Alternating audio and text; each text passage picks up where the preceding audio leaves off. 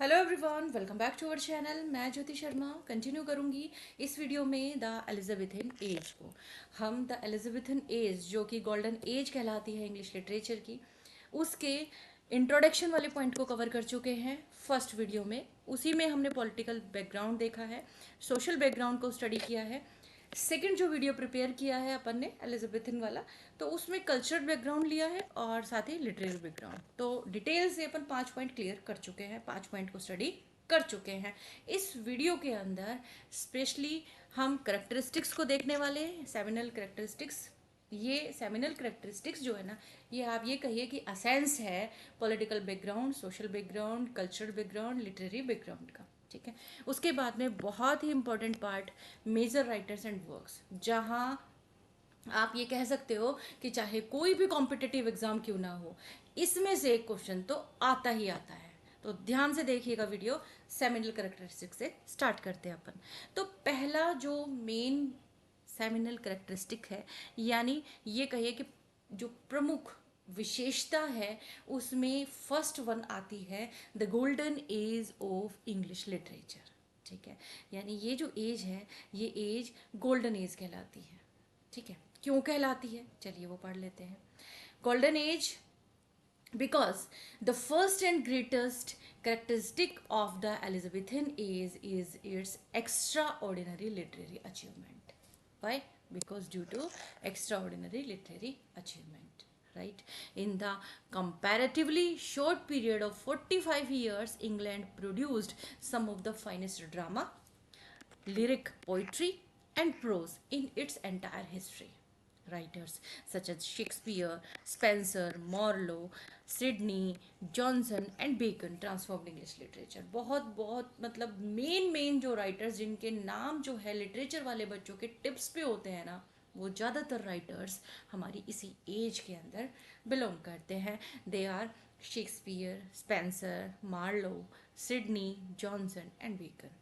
Right? No other period produced such a concentration of literary talent within so short a time. इतनी ज़्यादा मतलब प्रतिभा, you can say कि इतने कम time में किसी और एज में इकट्ठी नहीं हुई है। ठीक है। Okay, the second one is the spirit of the Renaissance. The spirit of the Renaissance means जो पुनर्जागरण जिसको अपन कहते हैं, उसकी स्पिरिट यानी उसकी भावना। तो the age is deeply influenced by the renaissance spirit. ये जो एज है ना, ये रेनेसा स्पिरिट जो है उससे बहुत डीपली अफेक्टेड है। It's literature reflects humanism, curiosity, individualism, love of beauty, intellectual freedom and confidence in human ability, and they are the characteristics of Renaissance. Right? Man becomes the center of literary interest.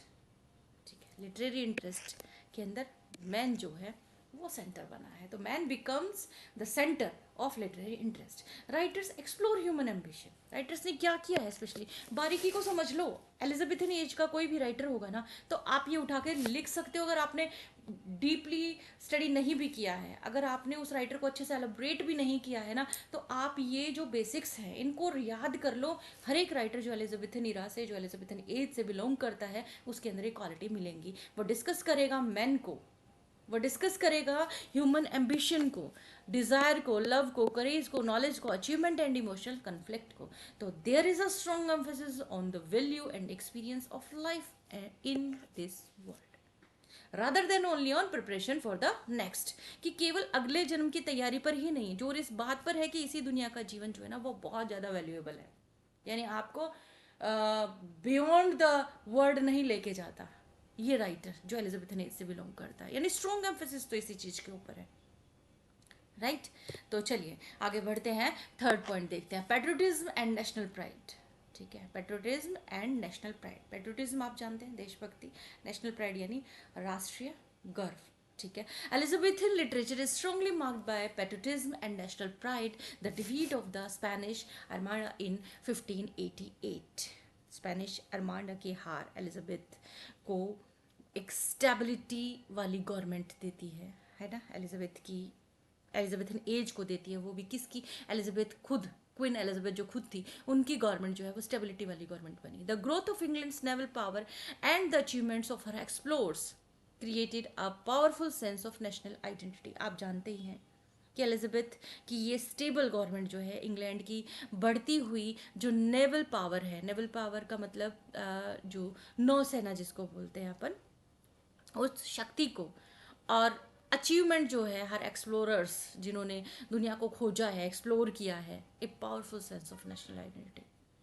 ठीक है, ये जो spirit है ये Shakespeare के chronicles play में देखने को मिलती है आपको, स्पेंसर के फेरी क्वीन में देखने को मिलती है, जहाँ पे रानी को ग्लोरियाना जैसे करेक्टर्स में दिखाया गया है ना। स्पेंसर की फेरी क्वीन शेक्सपियर की क्रॉनिकल्स प्ले में आप देख सकते हैं, राइट। ओके, अब आगे देखिए, एक और आता है and the historical poetry of Daniel and Drayton. आगे बढ़ते हैं, फोर्थ पॉइंट पिक करते हैं। फोर्थ पॉइंट है हमारा एडवेंचर, डिस्कवरी एंड एक्सप्लोरेशन, जिसकी थोड़ी सी हिंट अपन को थर्ड पॉइंट में ही मिल गई। तो द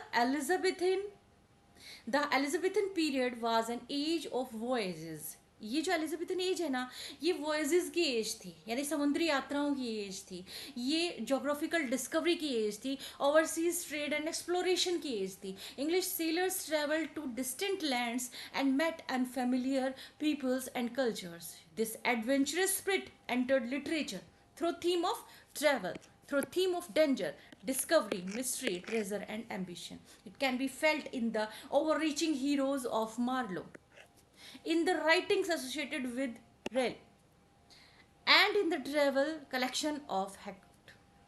Right?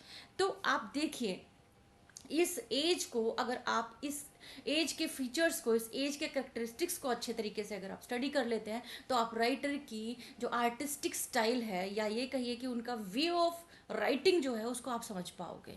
आप समझ पाओगे थीम को, जिन थीम पर वो लिखा करते थे। तो चलते हैं, आगे बढ़ते हैं, फिफ्थ पॉइंट को पिक करते हैं।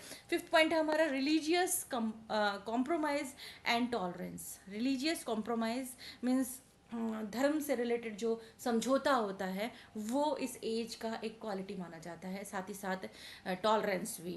The religious settlement established a moderate protestant church without wholly abandoning traditional forms, कि ना तो पहले से जो ट्रेडिशनल फॉर्म्स चले आ रहे हैं, ना तो कम्प्लीटली उनको छोड़ा, मतलब बीच का एक रास्ता बनाया। Compared with the violent changes of the presiding rain, it created far greater stability. ये ज़्यादा स्टेबिलिटी थी, एक तरह से कहिए कि Catholics and Puritans still faced restrictions, but writers were spread the continuous doctrinal upheaval of earlier rulers. Literature could therefore explore love, politics, human nature, ambition, beauty, and individual experience. Nevertheless, the conflict between Puritan moral seriousness and the Renaissance love of pleasure and beauty remained one of the important cultural tensions of the age. Actually हुआ क्या कि जो religious settlement है ना, उसने एक मतलब balanced church बनाया, एक ऐसा बैलेंस्ड प्रोटेस्टेंट चर्च बनाया जहाँ पे ओल्ड जो ट्रेडिशंस हैं वो उनको पूरी तरह से नहीं छोड़ा, और जो पहले के जो रूलर्स ने जो बहुत ज़्यादा स्ट्रिक्टनेस जो दी हुई थी, उससे कहीं थोड़ी सी रिलैक्सेशन भी मिली। तो कैथोलिक और प्यूरिटन पर अब भी रेस्ट्रिक्शंस थी, पर राइटर्स को पहले जैसी लगातार इस उथल पुथल का सामना नहीं करना पड़ रहा था, मतलब अप और जो डाउन्स हैं उनको नहीं झेलना पड़ रहा था। इसलिए जो लिटरेचर है ना, लिटरेचर के अंदर लव, पॉलिटिक्स या ह्यूमन नेचर, ये सारी चीज़ें जो हैं उनके बारे में खुलकर वो लोग लिखने लगे। फिर भी प्यूरिटन जो है वो मॉरल सीरियसनेस और जो रेनेसा हैं उसके love of pleasure beauty remain one of the important cultural tension. मतलब ये कहो उनके लिए एक तरह से थोड़ा टेंशन तो बना रहा, वो इन सब चीज़ों के ऊपर लिख रहे थे तो प्यूरिटन्स वगैरह को थोड़ा कम ही पसंद आ रहा था, लेकिन फिर भी सब ठीक चल रहा था। सिक्स पॉइंट हम देखते हैं। सिक्स पॉइंट में है हमारा abundance of variety of poetry. Poetry की वैरायटी की अगर बात करें ना, तो भाई इस एज के अंदर आपको वैरायटी मिलेगी। The age is remarkable for its extraordinary abundance of poetry. Poetry becomes a fashionable accomplishment and was written in almost every conceivable form.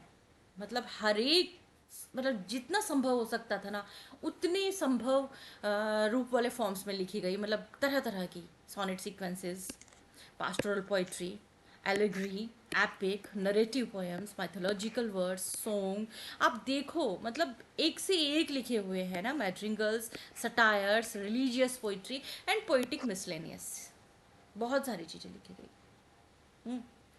Spencer.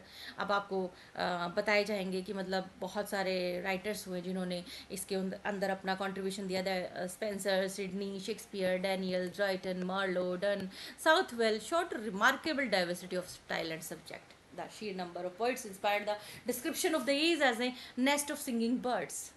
Right, यानी गाते हुए पक्षियों का घोंसला इस एज को कहा जाता है। तो रट लो इसको, कौन सी एज कहलाती है? नेस्ट। नेस्ट यानी घोंसला, सिंगिंग बर्ड यानी पोइट। तो बहुत सारे पोइट एक जगह, जब बहुत टैलेंटेड पोइट एक जगह जब इकट्ठे हुए तो वो एज कौन सी थी? Elizabethan age. तो याद हो गया ना हमें, नेस्ट ऑफ सिंगिंग बर्ड कौन सी एज कहलाती है? एलिजाबेथन एज कहलाती है।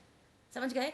आगे बढ़ते हैं। तो the supremacy of drama. Supremacy of drama यानी कि ड्रामा भी अपनी सुप्रीमेसी पे था इस टाइम। तो drama was a dominant literary form of the age. Permanent theaters, professional acting companies, and large mixed audience created the ideal condition for its growth. So it combined poetry, entertainment, action, humor, music, spectacle, and psychological insight. It was romantic and flexible rather than strictly classical, mixing tragedy with comedy and ignoring rigid rules of time and place. तो आपको समझाओ, drama यानी नाटक इस as का सबसे main एक form था, सबसे मेन। थिएटर्स परमानेंट जो थे वो, professional acting companies, large mix audience, इन्होंने ये आइडियल कंडीशन पैदा कर दी और इसकी ग्रोथ जो है वो बना दी। ओके, ड्रामा के अंदर पोइट्री का mixture, entertainment, action, humour, music, मतलब सब कुछ, इवन साइकोलॉजिकल इंसाइट भी थी, सब सारा मेल मिला इस टाइम के ड्रामा में। ठीक है, Marlowe, Shakespeare, Jonson raise English drama to a level never reached before. इन लोगों ने पहुंचा दिया ड्रामा को ऐसी जगह पे भाई, आज से पहले नहीं था, इनसे पहले नहीं था ड्रामा इतना ऊपर। मार्लो, शेक्सपियर और जॉनसन ने जितना ऊंचा पहुंचाया उससे पहले नहीं पहुंचा था इतना। तो Shakespeare in particular transform the stage through his understanding of human character, emotion, moral conflict and language. और शेक्सपियर ने खासकर ह्यूमन कैरेक्टर, इमोशन और मॉरल कॉन्फ्लिक्ट एंड लैंग्वेज का, तो जैसे ये समझ लो, इन समझ इतनी थी उनके अंदर कि उन्होंने तो स्टेज का जैसे रंग रूप ही बदल कर रख दिया था। तो आगे बढ़ते हैं और 8th पॉइंट को पिक करते हैं। 8th पॉइंट है हमारा the rise of English pros. चलिए, पोइट्री की बात होगी, ड्रामा की बात होगी, प्रोज को उठाते हैं। प्रोज ग्रेजुअली डेवलप्ड इनटू ए जेन्युइन लिटरेरी मीडियम। ठीक है, धीरे धीरे एक सच्चा लिटरेरी मीडियम बना प्रोज। इससे पहले ना English pros could be awkward, भद्दा, हैविली लैटिनेट यानी लैटिन से भरा हुआ, आर्टिफिशियली ऑर्नेट यानी बनावटी था। Elizabethan writers demonstrated that English could be used effectively for fiction, history, philosophy, criticism, religion, argument and observation. Elizabethan writers ने दिखाया कि इंग्लिश का यूज़ ना वो फिक्शन में, हिस्ट्री में, philosophy, criticism, religion, argument and observation के लिए बहुत अच्छे तरीके से हो सकता है, इफेक्टिवली हो सकता है। इन लोगों ने दिखाया। लिली, इन्होंने प्रोज को ऑर्नामेंट एंड बैलेंस किया। Sidney, elegance and dignity. Nashe, speed, energy and satire. Hooker, intellectual gravity, majestic rhythm and Bacon, concise and aphoristic style. इन्होंने मतलब प्रोज को एक अलग ही दिशा दी, एक प्रोज को एक अलग ही जगह बना पर पहुंचा दिया। Next 9th point, classical and foreign influence. हाँ था, बहुत था, लेकिन एलिजाबेथन लिटरेचर जो है ना वो एक ऐसा लिटरेचर माना जाता है जिसने उठाया इटली, फ्रांस, स्पेन और क्लासिकल वर्ल्ड को। बट ये गोल्डन एज ऑफ ट्रांसलेशन कहलाता है। फिर भी इमिटेटर्स नहीं थे, इसके जो राइटर्स थे ना इस एज के, वो इमिटेटर्स नहीं थे। ठीक है, चलिए बताती हूँ कैसे।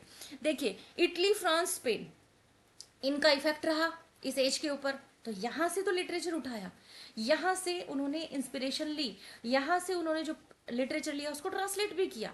ठीक है, बहुत सारे राइटर्स हुए जिन्होंने इसे ट्रांसलेट किया। ठीक है, लेकिन फिर भी एलिजाबेथन ऐसे नहीं थे कि वो खाली नकल कर रहे थे। शेक्सपियर ने उठाया, प्लॉट उठाया। फॉर एग्जाम्पल, उन्होंने बहुत सारे ऐसे कैरेक्टर्स लिए जो पहले से कहीं ना कहीं डिस्कस हुए थे, लेकिन यूनिकली उन्होंने अपनी खुद का एक ट्रीटमेंट किया कैरेक्टर्स के साथ, लैंग्वेज के साथ में एक ड्रामेटिक स्ट्रक्चर तैयार किया।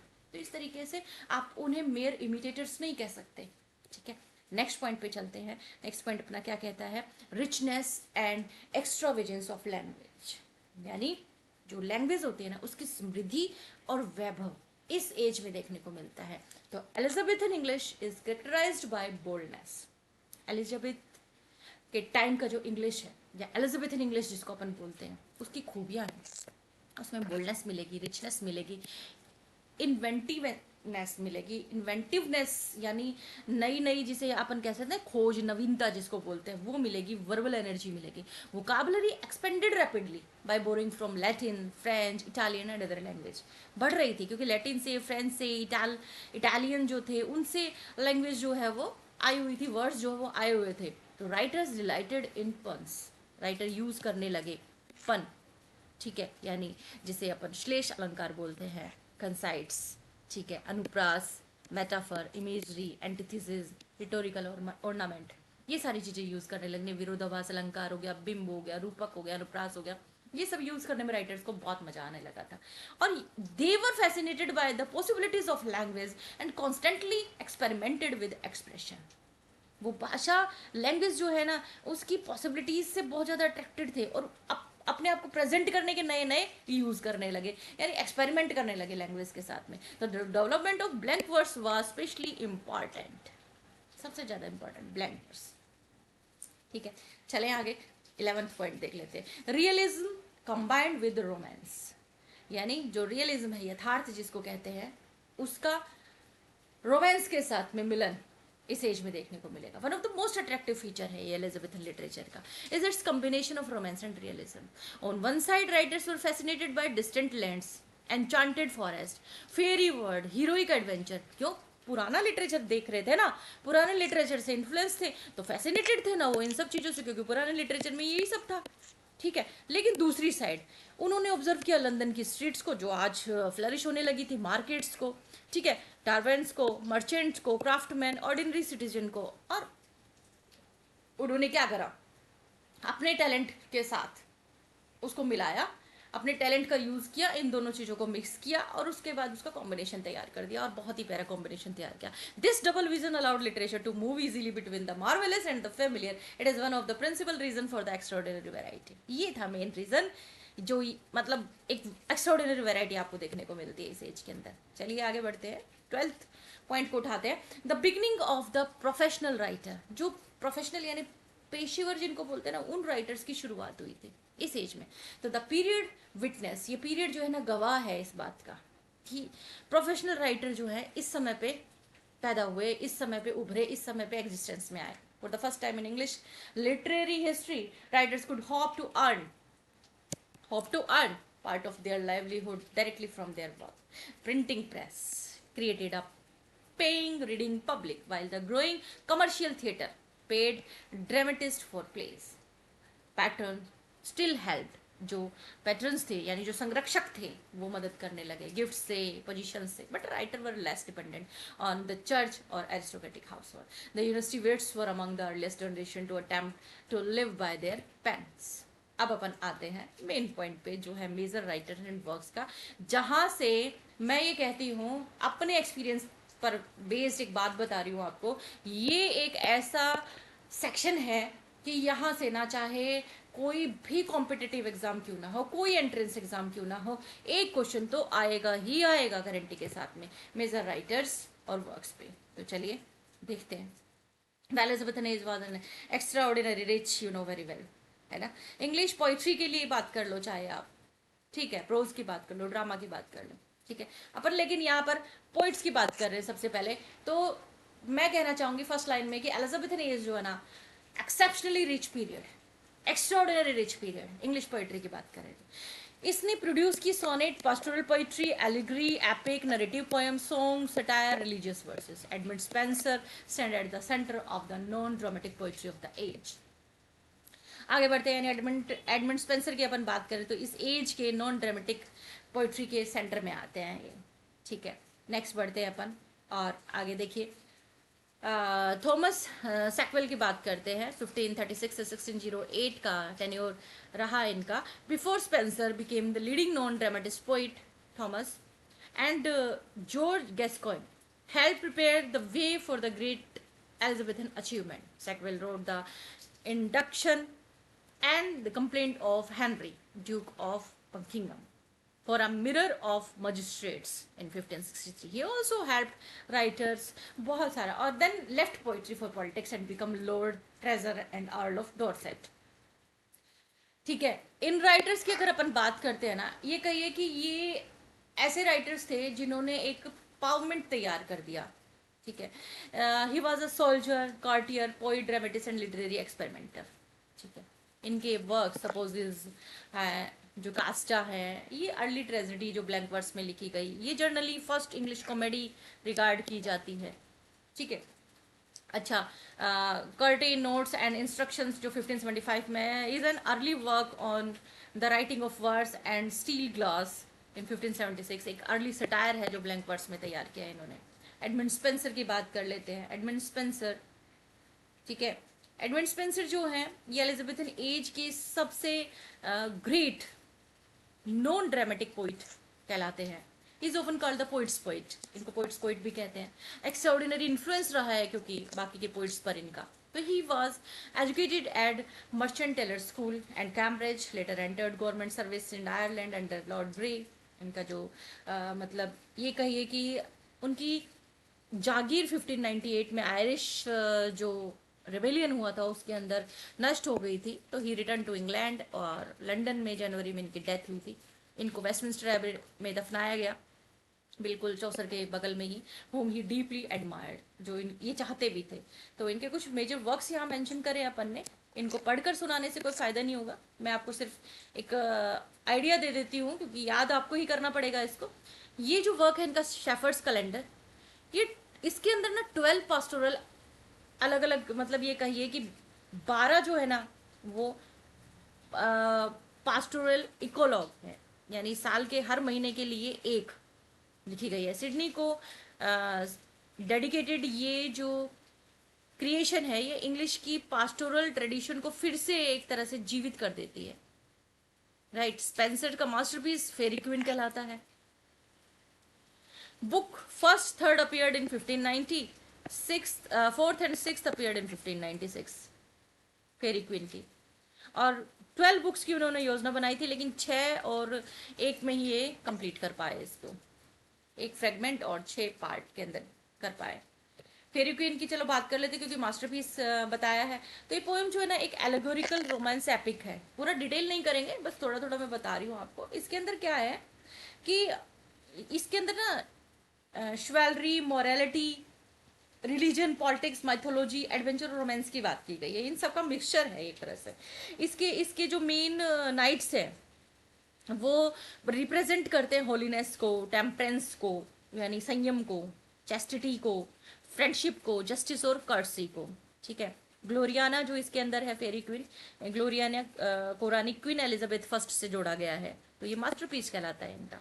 इन इज लेटर टू, इन्होंने एक पत्र भी लिखा रैले को और कहा कि उनका जो एम है ना वो एक जेंटलमैन को, एक जो ये कहिए कि एक जेंटलमैन को दिखाना है कि वो कैसे वर्चुअस और डिसिप्लिन कंडक्ट कर सकता है. राइट, स्पेंसर की अदर पॉइंट्स भी यहाँ पे मेंशन करी है अपन ने, तो आपने ज़रूर देख लेनी है. साथ में इनका ईयर भी दिया हुआ है. राइट, तो हमारा स्पेंसर का जो सेगमेंट है, यानी स्पेंसर को जब अपन करते हैं तो यहाँ तक उनके वर्क होते हैं. अब अपन इनकी बात कर लेते हैं स्टाइल की, जो स्टाइल और इन्फ्लुएंस है उसकी. तो Spencer created the Spencerian stanza, इनके नाम से है. 8 iambic pentameter lines followed by final Alexandrian, a 6-foot line.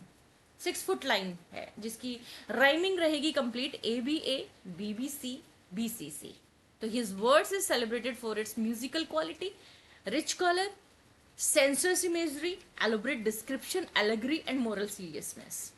Right, इनकी पोएम के अंदर ये सारी चीज़ें जो है ना होती हैं, इसी वजह से फेमस होती हैं. इन्होंने जानबूझकर जो पुराने जो वर्ड्स हैं उनका यूज़ किया है ताकि पोएम को किसी पुराने मतलब कोई वीर पुरुष जैसे कहते हैं ना, जिसको ग्रेट मैन बोलते हैं, है ना, उसको, या ये कहीं कोई हीरोइक एज जो है उसको मतलब कुछ डिग्निफाई ये कर सके, इसलिए इन्होंने यूज़ करे पुराने बहुत सारे वर्ड्स. ठीक है, इनका इन्फ्लुएंस बहुत बड़ा था, बहुत बड़ा. Milton, Keats, Shelley, Byron, Tennyson, सभी ने ये कहो कि इनसे सीखा है, इनकी इमेजिनेशन से, म्यूजिक से, पोइटिक टेक्निक से सीखा है. He remain one of the foundational figure of English poetry. एक फाउंडेशनल फिगर पोइट्री कहलाते हैं, मतलब एक फाउंडेशनल फिगर कहलाते हैं इंग्लिश पोइट्री के लिए। तो हमने स्पेंसर को ऑलमोस्ट देख लिया है। अब हम आगे बढ़ेंगे तो सर फिलिप सिडनी की बात करेंगे। सर फिलिप सिडनी, सर इनको उपाधि मिली थी, ठीक है, 1554 से 1586 का टाइम पीरियड इनका रहा। ये आइडियल रेनेसा जेंटलमैन कहलाते थे सिडनी। ये एक कॉर्टियर थे, सोल्जर थे, स्कॉलर थे, पोइट थे, क्रिटिक थे और एक संरक्षक भी थे लिटरेचर के। His death after being wounded, इनकी डेथ जो है 1586 के अंदर जुटोपन में घायल होकर हुई थी। तो एक नेशनल हीरो थे ये, एलिजाबेथन करेज और कर्टसी के लिए जाने जाते हैं। इनके major works were all published after his death, क्योंकि इनकी डेथ हो गई थी बहुत जल्दी ही। Astrophel Stella 1591 is the first great English sonnet sequence जो कहलाता है, लिखा गया जो 1582 में। It traces the love of Astrophel for Stella greatly and creates the sonnet fashion of the 1590। ये इन्होंने लिखी थी, ये सोनेट सीक्वेंस है और 1582 में इन्होंने लिखी थी। ये एस्ट्रोफल और स्टीला की प्रेम कहानी को दिखाता है। 1590 के टाइम की अगर अपन बात करें तो सोनेट का जो चलन है ना, उसको बहुत ज़्यादा बढ़ावा मिला था इससे। सिडनी की आर्केडिया एंड एपोलॉजी, जो कि Arcadia 1590 is a long prose romance, एक लॉन्ग प्रोज रोमांस है, ठीक है। इसमें पास्टोरल सीन्स मिलेंगे, लैंडस्केप्स देखने को मिलेंगे, रोमांस, एडवेंचर, पॉलिटिकल इंट्रिग्यू, डिस्गाइज, है ना। It's elaborate and poetic style made it important in the development of English pros romance, Arcadia, right, and apiology for poetry, also called the Defense of Poesy, was published in 1595. It is the first work, major work of English literary criticism। Literary criticism की अगर अपन बात करते हैं तो बहुत जाना माना work है। Sydney defends poetry against attack on literature. Actually साहित्य पर जो हमले हुए हैं ना बार बार, तो उनके विरुद्ध ना ये पोइट्री का बचाव करते हैं। कहते हैं कि पोयम में सिखाने और आनंद लेने की एक अलग ही पावर है, टीच और डिलाइट करती है poetry, and presents the poet as one who can create an ideal और गोल्डन वर्ल्ड थ्रू इमेजिनेशन। अपनी कल्पना से ना एक बहुत अच्छा सा, मतलब प्यारा सा गोल्डन सा संसार जो है ना एक पोइट तैयार कर देता है। चलिए सर वाल्टर रेल की बात कर लेते हैं। जो रेले हैं इस एज के सबसे, ये कहिए, वर्सेटाइल फिगर में से एक है। सोल्जर है, ये सेलर है, एक्सप्लोरर है, कार्डियर है, कॉलोनाइजर है, राइटर है। देखो ये हुआ करते थे, अभी हमारे बीच दुनिया में नहीं है, लेकिन इनके लिए है वर्ड यूज करना, इट मीन्स इनका जो वर्क है आज भी लाइव है, तो ये हमारे साथ है ना। तो हम है यूज कर रहे हैं, कहीं थे भी यूज कर लेते हैं जब इनकी लाइफ की बात होती है तो। बट दोनों चीजें मुझे अप्रोप्रिएट लगती है, आप अपने हिसाब से देख लीजिएगा। His poetry is small in quantity but notable for its quality. छोटी थोड़ी रही है मतलब, लेकिन क्वालिटी अच्छी रही है। Important poems include the nymph's, reply to the shepherd, main रही है जो मार्लो के पास्टोरल एक तरह से इन्विटेशन का जवाब देती है। The lie, a bitter criticism of worldly corruption, and the unfinished, the ocean of Cynthia. His prose includes the discovery of Guiana, imprisoned in the tower under James First। जब imprison कर दिया गया था, इनको कैद में थे ये, तो इन्होंने अपना ज़्यादातर ना हिस्ट्री ऑफ द वर्ल्ड 1613 उसी टाइम लिखा, जिस में टाइम कहिए आप, एम्बिशन कहिए, पावर कहिए, डेथ कहिए, है ना, उस पर इन्होंने लिखा है बेहतरीन तरीके से, और इसको मतलब वेल नोन माना जाता है। उसके बाद में माइकल ड्रेटन आ जाते हैं 1563 से 1631। He was a prolific and versatile poet who wrote in several forms। इनका आइडिया जो 1594 में आया, एक सोनेट सीक्वेंस है, इसमें फेमस सोनेट शुरू होती है, since there is no help से। Ballad of Agincourt celebrates English military gallery, and Nymphaea is a delightful fairy poem। He also wrote England's heroical epistles। तो इनके वर्क्स को भी यहाँ पे मेंशन किया गया। फिर हम बात करेंगे सैमुअल डैनियल की। सैमुअल डैनियल अपनी प्योरिटी, क्लैरिटी, स्मूथनेस, स्वीटनेस जो स्टाइल है, उसके लिए बहुत ज़्यादा सराहे जाते हैं, एडमायर किए जाते हैं। उनके चीफ वर्क के अंदर डेलिया जो 1592 में है, एक सोनेट सीक्वेंस है। कंप्लेंट ऑफ रोजामंड एक ये कहिए नरेटिव पोएम है। सिविल वॉर्स, लैंकेस्टर और यॉर्क्स का जो संघर्ष हुआ था उसके ऊपर है। और ए डिफेंस ऑफ राइम मेन मानी जाती है। उसके बाद में जॉर्ज चैपमैन आ जाते हैं। जॉर्ज चैपमैन एक पोइट, एक ड्रामेटिस्ट, एक ट्रांसलेटर की तरह काम करे हैं। इनकी सबसे बड़ी जो अचीवमेंट या कहिए उपलब्धि जो है वो मानी जाती है क्या, होमर का translation, was his translation of Homer, जो कि 1598 में स्टार्ट करा और कंटिन्यू किया उन्होंने। His versions of the Iliad and the Odyssey are among the major achievement of English Renaissance translation. They later inspired John Keats, who celebrated his first reading of Chapman in the sonnet on first looking into Chapman's Homer. Right?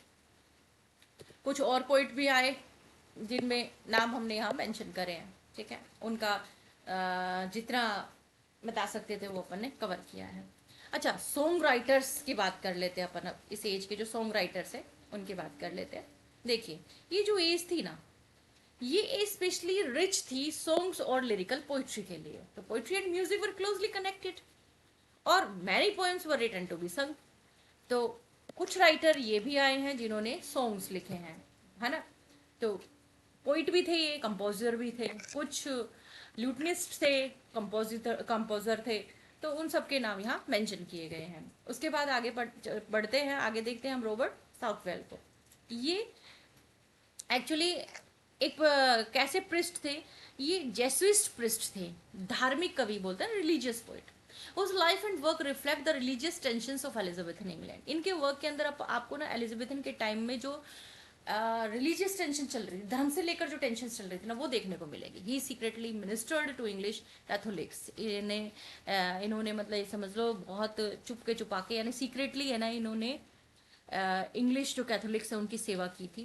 1595 में टाइबर्न में पकड़े गए, कैद हुए, इनको खूब सजा मिली और फिर बाद में मृत्युदंड मिल गया इनको।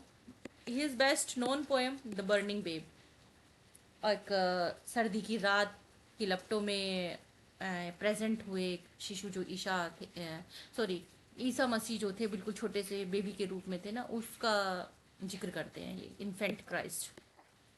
He is one of the finest religious poets of the period and important link between the lyrical tradition of Renaissance and the devotional poetry of the 17th century. तो इसलिए इनके बारे में बताया गया। अब हम बात कर रहे हैं एलिजाबेथन एज की, और यूनिवर्सिटी विट्स की बात ना करें ऐसा नहीं हो सकता। तो यूनिवर्सिटी विट्स के बारे में मैं आपको ये बात बताना चाहूँगी कि यूनिवर्सिटी विट्स एक्चुअली ना हाईली एजुकेटेड यंग राइटर्स थे ये, इसलिए इनको यूनिवर्सिटी विट्स कहा जाता था, ठीक है। ये ऑक्सफोर्ड कैम्ब्रिज के पढ़ने वाले थे, came to London to make a living through literature and the theatre. ये लेकर आए classical learning, rhetorical skill, poetic imagination, intellectual sophistication को to the popular stage and their work appeared the way for Shakespeare. Chief wits में Lyly, Peele, Greene, Lodge, Nashe, Kyd और Marlowe हैं।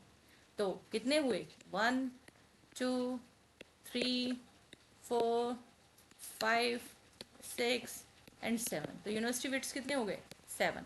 ऐसे आप याद कर लेना है, ठीक है। हमने भी रटे ही थे, लिली, पेल, ग्रीन, लोज, नैश, किड, मार्लो, ठीक है। 7 विट्स हैं ये।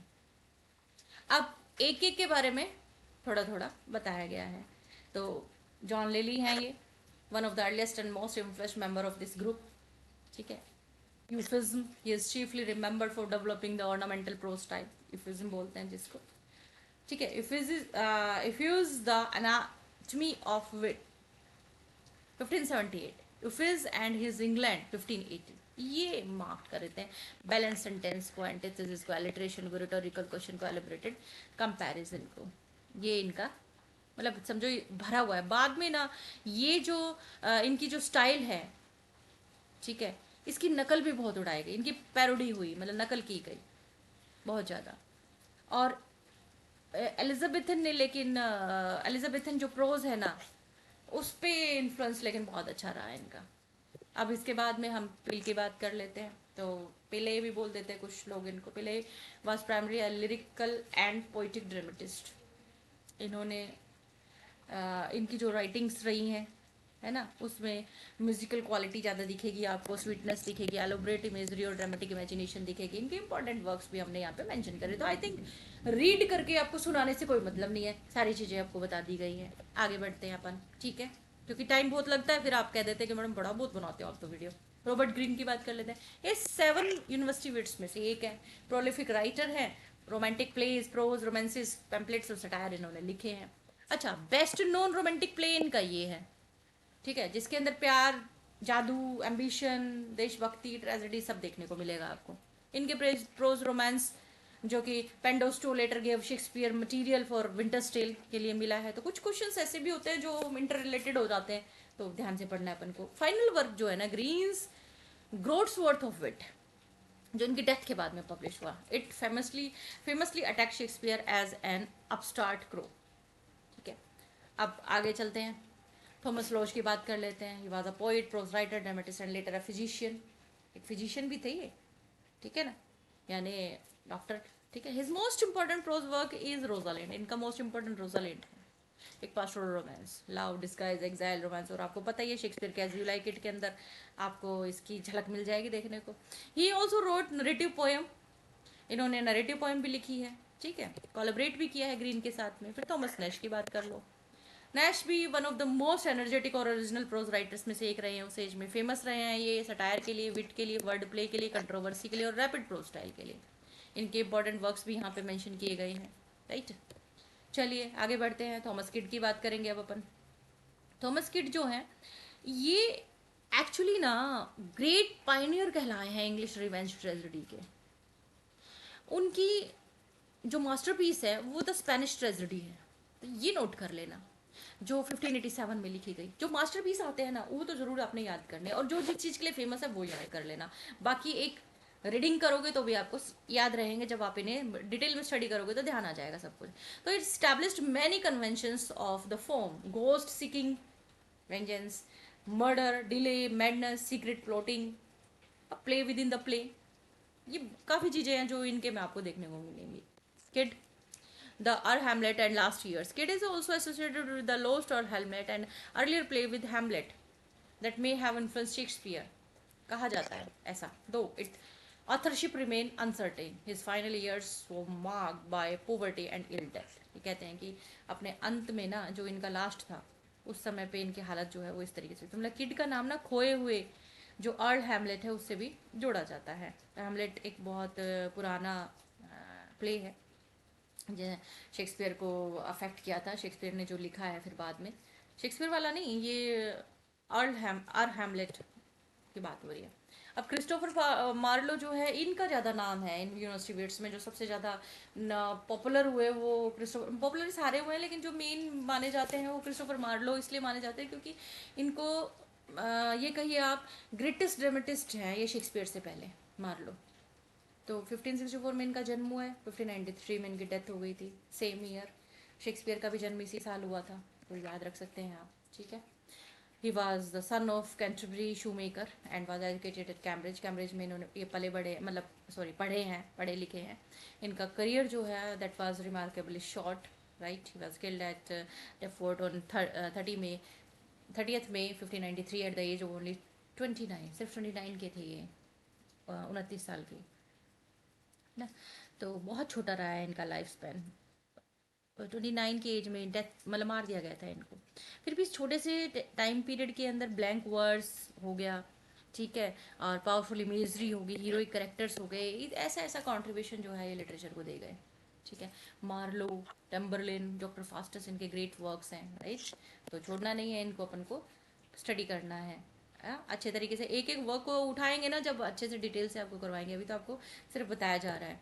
ठीक है, क्रिस्टोफर मार्लो का द जू ऑफ माल्टा है, एडवर्ड सेकंड है भाई, मतलब समझो पढ़ने लायक वर्क है ये, बहुत ही शानदार जानदार है। 1589 का the zoo of Malta centres on बार्बस, एक बहुत ही रिच और कहिए कि रूथलेस फिगर पर बेस्ड है जो लालच और बदले से भरा पड़ा है। एडवर्ड सेकंड इनका है। ठीक है, एडवर्ड सेकंड के अंदर एक तरह हिस्टोरिकल ट्रेजेडी इन्होंने दिखाई है। ठीक है, जो कि इमोशनल साइकोलॉजिकल डेप्थ से भरी हुई है। और इनके अदर भी प्ले है, तो अपन को सारे देखते हुए चलना है, छोड़ना नहीं है कुछ भी। देखिए आगे। अच्छा, इसका पीडीएफ आपको मिल जाएगा, पीडीएफ अवेलेबल है, फ्री ऑफ कॉस्ट है, अपनी वेबसाइट के ऊपर जाकर आप देख सकते हैं। तो इसीलिए ना ज़्यादा मैंने रीडिंग कर करके सुनाने पर ज़्यादा भरोसा नहीं किया। अच्छा, मार्लो की असेसमेंट की अगर अपन बात करें तो मार्लो का सबसे बड़ा जो योगदान है ना वो ब्लैंक वर्स माना जाता है। ठीक है, ब्लैंक वर्स यानी ब्लैंक वर्स को एक पावरफुल ड्रामेटिक इंस्ट्रूमेंट में इन्होंने बदला था। तो बेन जॉनसन ब्लैंक वर्स ये नहीं कह सकते आप कि क्रिस्टोफर मार्लो ने दिए हैं, है ना, ये नहीं कहोगे आप ये कहोगे कि इन्होंने क्या किया है, ट्रांसफॉर्मेशन किया है ब्लैंक वर्स का पावरफुल ड्रामेटिक इंस्ट्रूमेंट में। ठीक है, ये चीज को रखना। ये मत कह देना कि अब ब्लैंक वर्स यही लेकर आए हैं, ये चीज मत बोल देना। ठीक है, तो बेन जॉनसन लेटर रेफर्ड, ये बोलोगे तो ज्यादा करेक्ट लगेगा, means his contribution was his transformation of blank verse into a powerful dramatic instrument. ठीक है, ये बोलोगे तो ज्यादा बेटर लगेगा, राइट। तो Ben Jonson later refer to his famous mighty line, जिसको माइटी लाइन भी बेन जॉनसन ने बाद में बोला है। तो his heroes are single minded, इन ये जो हीरोज प्रेजेंट करते थे सिंगल माइंडेड होते थे, एक्स्ट्राऑर्डिनरी इंडिविजुअल होते थे, driven by one overwhelming ambition. ठीक है, आगे बढ़ते हैं, विलियम शेक्सपियर की बात कर लेते हैं, जिनकी बात करने लगो तो मतलब एक क्या हजारों वीडियो बन सकते हैं। तो विलियम शेक्सपियर को अपन थोड़ा सरसरी तौर पर ही देखेंगे, क्योंकि काफ़ी बार इनके वर्क्स जो भी जितनी भी सोनेट्स मैंने करवाई अपने इस चैनल पर वीडियो इनके वर्क्स करवाए हैं और डिटेल से आपको बताया इनके बारे में। ग्रेटेस्ट राइटर रहे हैं एलिजाबेथन एज के, तो मैं थोड़ा सरसरी तौर पर ही लेकर चलूँगी। और एलिजाबेथन ड्रामेटिक अचीवमेंट की अगर बात करें तो वेरी सेंटर में ये स्टैंड करते हैं। He brought together poetic, dramatic, humanistic and popular tradition of the age and carried them to the unprecedented level. Shakespeare की लाइफ बात करें तो इनका जन्म स्ट्रेटफोर्ड अपॉन एवन में 1564 में हुआ था। ठीक है, स्ट्रेटफोर्ड के ही ग्रामर स्कूल में गए सबसे पहले, एंड हाथवे से इनकी शादी होगी 1582 के अंदर। ठीक है, ओके। और ग्लोब थिएटर जो है he was associated with that. Shakespeare की रेपुटेशन और लेटर ईयर के अगर अपन बात करने लगते हैं तो बहुत है, बहुत कुछ है, मैं तो यही कहूँगी बहुत कुछ है इनके बारे में पढ़ने को। He became financially successful through the theatre, ये कहा जाता है कि पैसा अगर इनको थोड़ा सा मिला या ये कही कि थोड़ा फाइनेंशियली ये स्ट्रॉन्ग हुए तो थिएटर की वजह से हुए थे, ये थिएटर वगैरह की वजह से इनको थोड़ा सा मिला पैसा वैसा। और ये धीरे धीरे लंदन से मतलब रिटायर हुए। 23 अप्रैल 1616 को स्ट्रेटफोर्ड में इनकी डेथ हो गई थी। ठीक है, his fellow actors are John Heminge and Henry Condell. और इनके 36 ऑफ हिज प्लेज जो हैं in the first folio in of 1623 without his collection. This collection many of the plays might have been lost, ये माना जाता है। ठीक है, यानी कलेक्शन के बिना ही खो गए, कई ऐसे भी हुए थे। तो ये became financially successful through the theatre and invested in property including New Place at Stratford, और लंदन से ही रिटायर हुए थे ये। ओके, 4 पीरियड थे इनके वर्क के। इनके जो वर्क है ना उनको 4 पीरियड्स में बांटा जाता है। शेक्सपियर का literary career commonly 4 broad period में बांटा जाता है। तो पहला पीरियड जो है द पीरियड ऑफ अपेरेंटिकशिप, ये 1590 से 1594 के अंदर आता है, जिसमें इनकी अर्ली कॉमेडीज आती हैं। ठीक है, उसके अंदर इनका हेनरी 6th प्ले आता है, रिचर्ड 3rd आता है। ठीक है, टाइटस एंड्रोडिकस भी आता है and the narrative poems. The style is energetic but still shows earlier convention. फिर उनका पीरियड आता है ग्रोथ और मेच्योरिटी का, जो 94 से 1600 तक का आता है, जिसके अंदर ग्रेट रोमांटिक कॉमेडीज़ हैं, मेच्योर हिस्ट्री प्ले हैं, जहाँ इनकी लैंग्वेज और फ्लेक्सिबल हो जाती है। फिर पीरियड आता है इनका ट्रेजेडी और डार्कनेस का, जो 1600 1608 तक चलता है, जिसमें ग्रेट ट्रेजेडीज आई, डार्कर प्रॉब्लम प्लेज आए। In it, Shakespeare become increasingly concerned with ambition, jealousy, guilt, corruption, suffering, morality. फिर उनका लेट रोमांसिस का पीरियड आया जो 1608 से 1613 तक चला, राइट। तो इसके अंदर उन्होंने फॉरगिवनेस, रिन्यूअल, इन सब चीज़ों के ऊपर बात करी है। कॉमेडीज़ की अपन बात कर लें तो अर्ली कॉमेडीज़ के अंदर comedy of error, the taming of the shrew, love's labour lost, the two gentleman of Verona, they depend largely upon mistaken identity, wordplay, and comic situation. The mature romantic comedies include A Midsummer Night, है ना, साथ ही The Merchant of Venice, Much Ado About Nothing, As You Like It, and Twelfth Night, Windsor and the Problem Play. Windsor and the Problem Play, The Merry Wives of Windsor, ठीक है, is more strongly connected with contemporary English middle class life and provides an amusing picture of provincial society. The darker problem plays भी थे, All's Well that Ends Well, Measure for Measure, Trials Cressida। बहुत बहुत बहुत इनका तो मतलब आप ये कहिए कि मोती बखेरे हैं इन्होंने तो लिटरेचर के अंदर, जिनको आप समेटते जाओ समेटते जाओ समेटते जाओ तो भी आप इकट्ठा नहीं कर पाओगे। मतलब इतना लिखा है इन्होंने और सब बहुत एक से बढ़कर एक। Their ending do not possesses the easy harmony, the earlier romantic comedies. The history plays, Shakespeare के हिस्ट्री प्लेज का भी एक कैटेगरी बनता है। शेक्सपियर के English history plays are among his most important contribution to Elizabethan literature. Two principal, जिसे tetralogies और group of 4 pledge बोला जाता है, cover much of the history. तो फर्स्ट के अंदर 3 प्लेज हैं, Henry six, Richard third. The second के अंदर रिचर्ड सेकेंड, हेनरी फोर्थ का पार्ट 1, हेनरी फोर्थ का पार्ट 2 और हेनरी फिफ्थ आ जाता है। अदर के अंदर किंग जॉन और हेनरी 3 आ जाते हैं, ठीक है। देन द हिस्ट्री प्लेज में Falstaff, they produce some Shakespeare's most memorable character above all. Falstaff जो था वो, जिसकी wit, imagination, cowardice, humour, larger than life personality जो है वो उसको ग्रेटेस्ट कॉमिक क्रिएशन बनाता है इंग्लिश लिटरेचर का, ठीक है। अब ट्रेजेडीज़ की बात कर ले, क्योंकि शेक्सपियर की बात आ रही तो किंग ऑफ ट्रेजेडी के रूप में इन्होंने डोमिनेट किया है लिटरेचर के ऊपर। तो शेक्सपियर की ट्रेजेडीज़ जो हैं वो एलिजाबेथन ड्रामा की हाईएस्ट अचीवमेंट है। Romeo Juliet, Julius Caesar, Hamlet, Othello, King Lear, Macbeth, later में एंटनी एंड क्लेयोपेट्रा, फ्रेस, टाइमन ऑफ एथेंस, ये हैं। रोमांसेस भी हैं इनके, ठीक है। शेक्सपियर के रोमांसेस भी यहाँ पे मेंशन किए गए हैं, जो आपने ज़रूर देखना है। शेक्सपियर के फाइनल प्लेस के अंदर हैं ये सारे। विंटरस्टेल और द टेम्पेस्ट जो है वो रोमांस के अंदर भी आता है। The Tempest with its theme of power, forgiveness, magic, reconciliation, इस चीज़ के लिए ना often it is regarded as the most representative of later dramatic manner. The poem and sonnet, Shakespeare की पोएम एंड सोनेट्स भी मेन है, जिनमें 2 major narrative poems हैं, this one and this one, both dedicated to the Earl of Southampton. इनकी 154 sonnets हैं, published in 1609, deal with love, beauty, friendship, time, separation. और इसके बारे में बात करना आई थिंक आपका टाइम और थोड़ा ज़्यादा लेने वाली बात हो जाएगी, क्योंकि आप लोग मेरे साथ कनेक्टेड है अपनी इसी फैमिली, इसी चैनल पे। तो आप फैमिली, आप जानते हैं बहुत अच्छे से, अपने इस चैनल के ऊपर अपन बहुत सारे सोनेट्स जो हैं अपन पढ़ चुके हैं, इनके वर्क्स को पढ़ चुके हैं।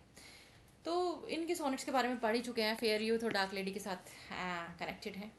The phoenix and the turtle is a short and mysterious allegoric poem concern with ideal love and spiritual union, not of an age but for all time. आपको पता है शेक्सपियर के लिए ये बात है, किसी युग का नहीं बल्कि हर एक युग का है ये। Shakespeare's importance x tends far beyond the Elizabethan age. His exploration of human nature and human experience continues to speak to audience across cultures and centuries। तो बैन जॉनसन जो थे ना, इनकी फेमस जजमेंट जो है वो अप्रोप्रिएट लगती है अपन को, जब वो कहते हैं कि Shakespeare was not of an age but for all time. तो क्वेश्चन पूछ लें आपसे तो बता देना बेझिझक कि बेन जॉनसन ने बोला है ये। तो बेन जॉनसन ने बोला है तो अपन बेन जॉनसन को भी पढ़ लेते हैं। Ben Jonson 1572 to 1637, Shakespeare's greatest contemporary you can say। Shakespeare के contemporary में से एक है, one of the most important dramatist and the late Elizabethan and early Jacobean period. He was a classical scholar, dramatist, poet, critic. इनकी life adventurous थी, sometime troubled भी थी। इन्होंने ब्रिकलेयर के रूप में काम किया, एक सोल्जर के रूप में काम किया। 1598 he killed another actor in a dual but escaped the death penalty, right. Johnson के मेजर वर्क्स आपको यहाँ देखने को मिलेंगे, ज़रूर आपने नज़र डालनी है, ठीक है। ऐसे स्किप करके नहीं निकलना है, ठीक है। सब यहाँ हाईलाइटेड हैं पहले से ही ना, अलग कलर से हाईलाइटेड कर रखे हैं। ग्रेटेस्ट कॉमेडी अलग है, देखिए, है ना, राइट। तो इन्होंने ग्रीड को, हिपोक्रेसी को इन्होंने अपनी कॉमेडी के अंदर दिखाया है। इन्होंने रोमन ट्रेजेडीज़ भी लिखी हैं, ठीक है। And elaborate court masque often in collaboration with the designer Inigo Jones. Johnson's the poem and the works. As a lyric poet, he wrote memorable pieces such as "Drink to Me Only with Thine Eyes." Right? Literary observations were later collected in Timber or Discoveries. 1616, Johnson published a folio collection of his literary works entitled The Works. इनका जो folio है ना, the works है. This was sufficient because it helped establish the idea that plays could be serious literature worthy of publication in collected forms. Johnson and Shakespeare, दो different है ना। Johnson and Shakespeare की अगर अपन बात करते हैं तो दोनों की ड्रामेटिक मेथड जो है डिफर्ड है, अंतर था। शेक्सपियर ज़्यादा लचीले थे, इमेजिनेटिव थे, और साइकोलॉजिकल थे, ठीक है। तो वो क्लासिकल रूल्स को तोड़ने को तैयार नहीं थे। जॉनसन डिसिप्लिन्ड थे, है ना। मतलब ये कहो Shakespeare was more flexible and willing to break, तोड़ने को तैयार नहीं थे, नहीं मतलब they he was willing to break classical rule, यानी ये फ्लेक्सिबल थे तो तोड़ना चाहे तो तोड़ देते थे, लेकिन ये स्ट्रोंगली इन्फ्लुएंस्ड थे क्लासिकल फॉर्म से, और ये डिसिप्लिन्ड थे, ये नहीं तोड़ते थे नियम, जो चले आ रहे हैं वो चले आ रहे हैं। तो शेक्सपियर ने फ्लेक्सिबल वाला मोड अपनाया, लचीले थे, ये तैयार रहते थे जो भी क्लासिकल रूल्स बने हुए हैं उनको तोड़ने के लिए, जॉनसन नहीं रहते थे। तो ये इनका दोनों का एक खास अंतर नजर आया हमें। Jonson aimed particularly at satire and moral correction, while Shakespeare looked more broadly at the complexity of human experience. Johnson often created types dominated by one characteristics, whereas Shakespeare created psychological complex individual. Johnson younger literary follower became known as the tribe of Ben. इनके मतलब Johnson के जो young जो followers थे ना, उनको tribe of ban भी कहा जाता है। और भी ड्रामेटिस्ट आए जिनकी बात अपन कर लेते हैं, ये हैं ये हैं ये हैं, तो इनका नाम भी आप याद रखना, ये भी इसी टाइम के हैं। आगे बढ़ते हैं, प्रोज राइटर्स की बात कर लेते हैं अपन। प्रोज डेवलप हुआ थोड़ा स्लोली, पोइट्री और ड्रामा से थोड़ा slow, but by the end of the ये भी फ्लेक्सिबल, मैच्योर और पावरफुल हो गया था, एक लिटरेरी मीडियम बन गया था ये भी। तो इट वॉज यूज फॉर ऐसे philosophy, religion, history, education, travel, criticism, fiction और सोशल ऑब्जर्वेशन के लिए प्रोज यूज होता था। फ्रांसिस बेकन का नाम सबसे पहले आता है जब अपन एलिजाबेथन प्रोज की बात करते हैं। तो बेकन एक फिलोसफर थे, लॉयर थे, स्टेट्समैन थे, एसिस्ट थे, और इवेंचुअली लॉर्ड चांसलर थे of England, one of the most important figure in the development of English pros and modern scientific thought. तो फ्रांसिस बेकन की बात अगर अपन कर रहे हैं तो एक चीज़ मैं आपको बताना चाहूँगी, उनकी जो एसेज थे ना, पहली बार 1597 में 10 एसेज के साथ में आए, और 1625 तक ना ये 10 ऐसे बढ़ के हो गए 58।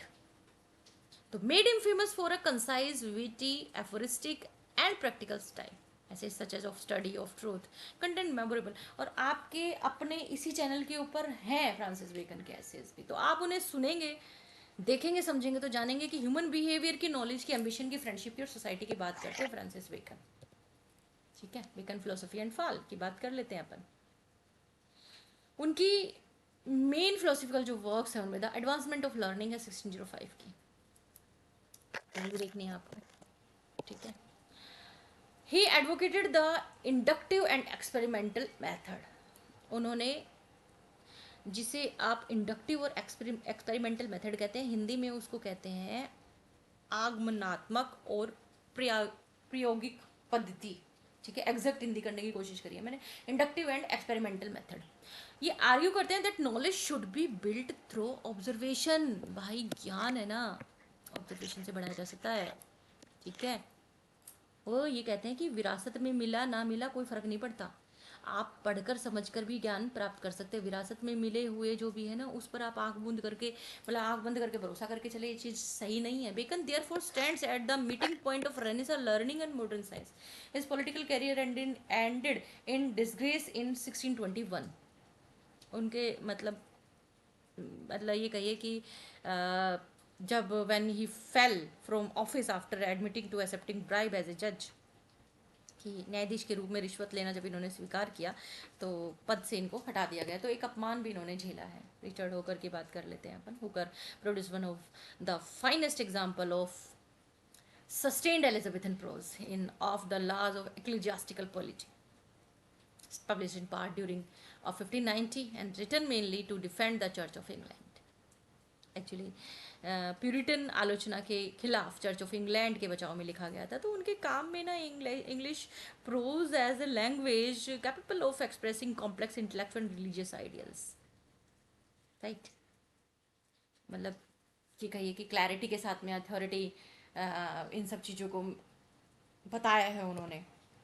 रिचर्ड हैक्लेट बात करें अपन इनकी, तो ये एक क्लैर्जीमैन थे, जियोग्राफर थे, great recorder of Elizabethan exploration थे। इनकी मोन्यूमेंटल यानी विशाल रचना जिसे अपन कहें तो द प्रिंसिपल नेविगेशन वॉयजेज, तो देखिए आपको पता लग रहा है ना कि ये जोग्राफिकल जोग्राफर भी थे, है ना। ये 1589 में इनके वर्क फर्स्ट टाइम अपीयर हुए थे and was greatly enlarged 1598-1600, collecting the accounts of English sailor, explorer, merchant and travellers. It has often been described as the prose epic of the English nation. ठीक है, इसको अक्सर English prose epic of English nation कहा जाता है, prose epic. Raphael Holinshed Holinshed Chronicles of England, Scotland and Ireland इनका है, जो 1577 में पब्लिश हुआ। फिर इन्होंने रिवाइज भी किया इसको 1587 में। ये एक बहुत मोस्ट इंपॉर्टेंट हिस्टोरिकल वर्क है इनकी, मतलब इस एज की। It becomes a major source for Shakespeare history play. Shakespeare के जो हिस्ट्री प्ले हुए ना, उनके लिए मेजर सोर्स बनाया ये। ठीक है, और मैकबेथ और किंग लियर के लिए भी यहाँ से इन्होंने सोर्स मतलब कुछ लिया है थोड़ा बहुत। अब आगे एक दो राइटर्स और देख लेते हैं चलते चलते। जॉन स्टो, विलियम कैम्पडेन है। John Stow, London tailor who became an important historian and antiquary, यानी एक पुरातत्व जो चीज़ों को पसंद करता है ना, उसको बोलते हैं एंटिक्वेरी।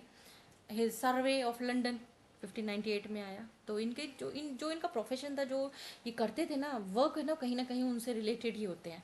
तो इन्होंने सिटीज़ की जो स्ट्रीट हैं उसको डिस्क्राइब किया, बिल्डिंग्स को, चर्चेज़ को, मार्केट को, ट्रेड और कस्टम्स को। चीफ सोर्स बने इनके वर्क जो हैं एलिजाबेथन लंदन को समझने के लिए। विलियम कैम्पडेन है, ये भी एंटिक्वेरी थे एक, मतलब जो पुरातत्व को पसंद करने वाले होते हैं। स्कॉलर थे, हेडमास्टर थे वेस्टमिंस्टर स्कूल के। ब्रिटानिया है इनकी, जो 1586 में आई, was the first great topographical और हिस्टोरिकल सर्वे है ब्रिटेन का उसके अंदर। He later wrote an important history of Queen Elizabethan रेड, right. Roger Ascham, who had served as tutor to the young Elizabeth। ठीक है, ये यंग एलिजाबेथ के ट्यूटर रह चुके थे।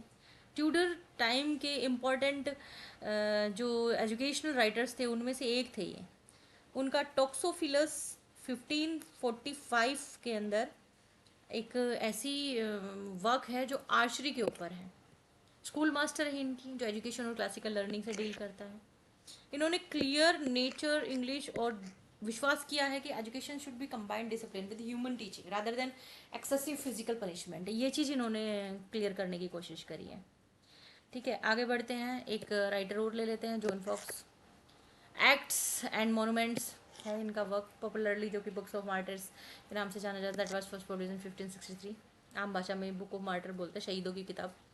ठीक है, ये प्रोटेस्टेंट जो थे ना मार्टर्स, उनके साथ जो जो प्रॉब्लम्स हुई, यानी उनको जो कष्ट मिले, उन सारी चीज़ों को डिस्क्राइब करता है ये।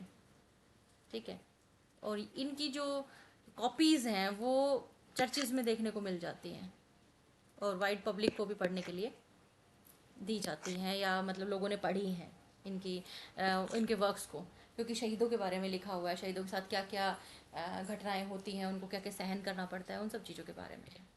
One more writer is Thomas Deloney. ये सिल्क वीवर थे, रेशम बुनकर जिसको बोलते हैं। बैलेड भी लिखा करते थे। इन्होंने आम लोगों के बारे में लिखा है, ऑर्डिनरी वर्किंग पीपल के बारे में लिखा है। तो इनके इंपॉर्टेंट वर्क्स के अंदर Jack of Newbury, the Gentle Craft, Thomas Reading, ये सब है, जो कि बहुत सिंपल पिक्चर प्रेजेंट करते हैं एक कपड़ा बनाने वाले की, एक कपड़ा व्यापारी की, एक जूता बनाने वाले की, एक वीवर की, क्राफ्टमैन की, मर्चेंट की। जैसे कि आम लोगों के बारे में लिखा है, तो वही सेम चीज़ें हैं। He is important because he moved English fiction away from aristocratic romance toward the everyday world of the middle and working classes, and so looks forward to the English novel. The translators. अब translation का as था, तो translation तो बहुत vital role play करा है इस as के अंदर, bringing classical and European literature with in reach of English readers who did not know the original language actually. ठीक है, तो यहाँ पे मेंशन किए गए हैं आपके लिए ये सब, पर्टिकुलरली इन लोगों ने मेन रोल प्ले किया है इस चीज़ के लिए। ठीक है, सर थॉमस हॉबी की भी ट्रांसलेशन जो है वो है, एंड फिलिमन हॉलैंड का भी है। तो ये ट्रांसलेटर्स हुए हैं जिनके बारे में अपन बात कर सकते हैं इस एज के। ठीक है, तो ट्रांसलेटर्स जो है ना, उनकी अगर बात होती है तो ये मेन मेन माने जाते हैं। तो इस तरीके से इस एज का ऑलमोस्ट सब कुछ अपन कवर कर चुके हैं इस वीडियो के अंदर। 3 पार्ट अपन ने बनाए, 3 पार्ट्स को डिटेल से अगर आप पढ़ लेंगे तो एलिजाबेथन एज अपनी कवर हो जाएगी। तो लाइक कर दो एक, इतनी मेहनत के लिए। शेयर तो बनता ही है, कर दिया करो। और सब्सक्राइब करने पे कोई पैसा नहीं लगता यार, सब्सक्राइब कर लो, चैनल का मेंबर बन जाओ। फ्री ऑफ कॉस्ट आपको इतना सारा मटेरियल अवेलेबल हो रहा है। Thanks for watching.